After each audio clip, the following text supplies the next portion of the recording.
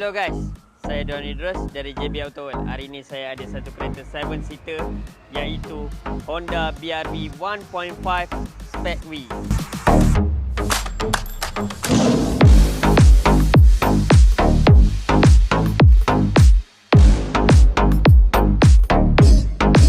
Kereta ni di JB Auto World kami hanya menjual dengan berharga RM54,800.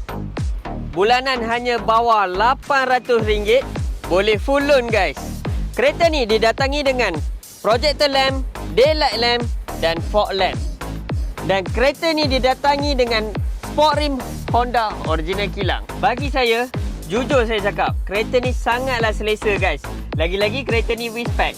Didatangi dengan multi-function steering, pedal shifter, infotainment, push start button dan leather seat siap ada lining merah guys. Memang mantap. Bahagian belakang, dengan ketinggian saya 165 cm, masih ada banyak ruang guys. Saya kalau lunjuk kaki pun masih selesa. Apatah lagi kepada korang yang 170 cm pun saya yakin masih rasa luas guys. Lupa nak cerita, kereta ni juga ada blower dekat belakang guys. Untuk bahagian belakang pula guys, jujur cakap tak adalah besar sangat. Tapi kalau korang nak bawa 5 orang saja, kita boleh lipat kerusi tu guys.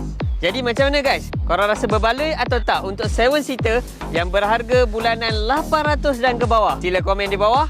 Macam biasa, Don Idrus tak jual janji, jual kereta bawah.